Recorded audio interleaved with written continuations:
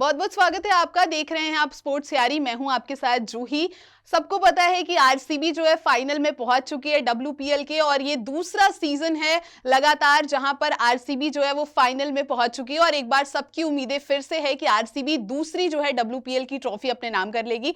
तो आज इसी मुद्दे पर मेरे साथ हैं लॉरेन बेल और यहाँ पर गौतमी नाइक, जिन्होंने बड़ी शानदार performance with the bat with the ball, Lauren Bell with the ball और गौतमी नाइक ने गुजरात के खिलाफ वो जो मैच खेला था, जहां से वो उन्होंने जिस तरीके से मैच खेला था और जिताया था अपनी टीम को, तो आज हम बात करेंगे उन्हीं से। सबसे पहले यहाँ पर बात करेंगे लॉरेन बेल से, जो फैंस फेवरेट अभी तक बन चुकी हैं। Hello Lauren, this side Juhi from Sports Yari. So my question is, this year you are playing for RCB and have already fans favorite.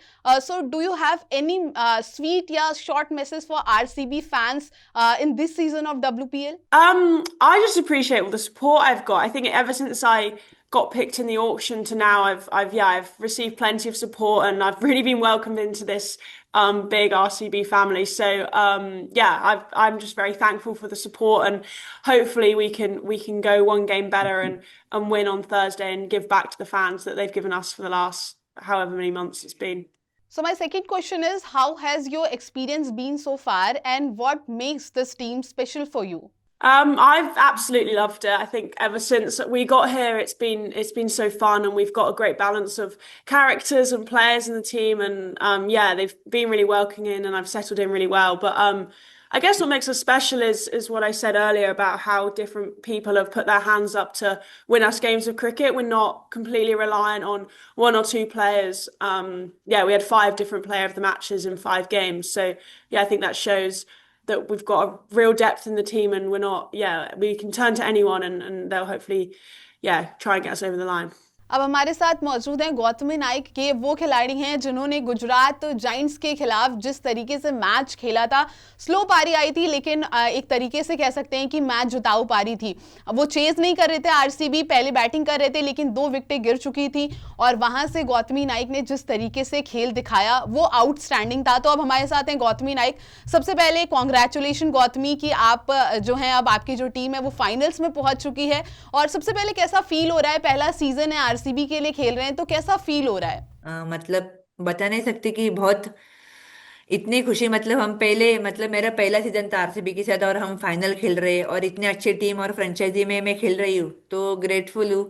और ये आरसीबी एक ऐसी फ्रेंचाइजी है जो जिसका फैन बेस और ये लोग, मतलब बहुत ही बड़ा एक ब्रांड है और हम उसके अंडर खेल रहे हैं, तो ये सबसे बड़ी मेरे लिए अपॉर्चुनिटी। और मैं बहुत एक्साइटेड थी कि मैं आरसीबी के लिए खेलूंगी और अभी फाइनल के लिए भी एक्साइटेड हूँ। यस।